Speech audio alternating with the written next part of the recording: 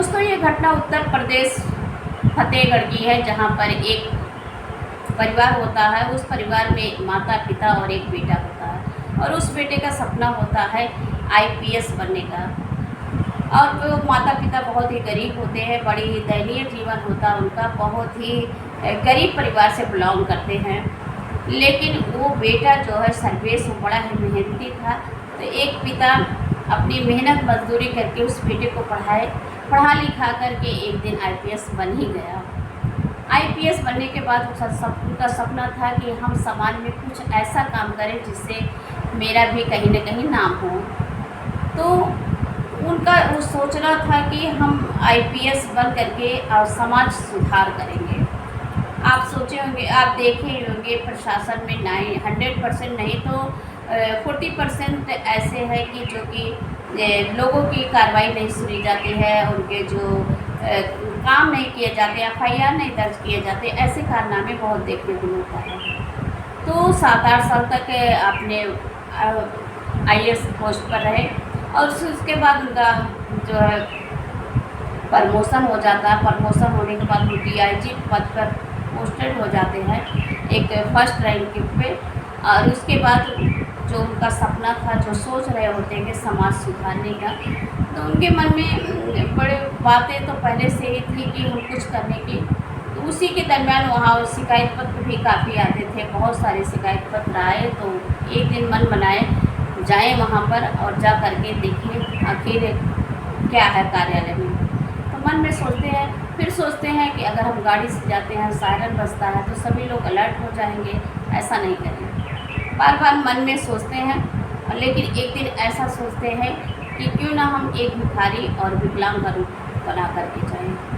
तो भिखारी और गंदा कपड़ा विकलांग बन करके वहाँ पर जाते हैं, जा कर के बैठे रहते हैं। 1-2 बार कोई शिकायत करने वाला नहीं, ना तो कोई मतलब कुछ वहाँ दिखाई नहीं पड़ा उनको।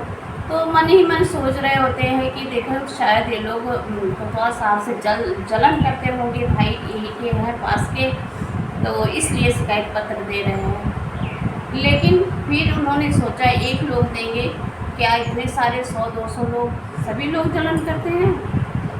तो बाद में वो सोचते हैं कि ऐसा नहीं हो सकता, शायद ये बात सच्ची हो। फिर वहाँ पे गए, 1 हफ्ते तक ऐसे टहलते रहे, और उसके बाद सुबह ही निकल जाते थे। उस दिन एक कपल परिवार आता है जो कि बड़ा लड़ाई झगड़ा में मतलब खून खच्चर हो गया होता है, और आकर के वहाँ पर गिड़गिड़ाने लगता है। और ये डीआईजी साहब थे, अपने विकलांग के रूप में वहाँ पर बैठे थे बाहर टेबल पे।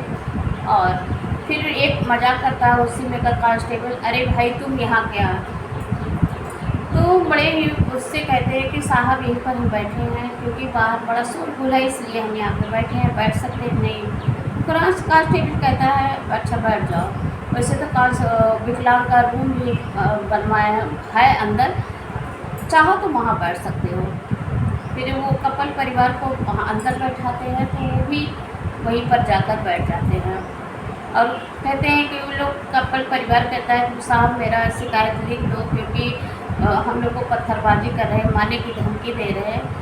तो कांस्टेबल कहता है देखो अभी साहब 10 बजे आने का टाइम है, आते होंगे लिख दीजिएगा। लेकिन जैसे ही साहब आते हैं वहाँ पर थाने पर, कपल परिवार गिर जाता है, गिड़गिड़ाने लगता है कि साहब मेरा एफआईआर लिख लिया जाए, दर्ज कर लिया जाए मेरा शिकायत।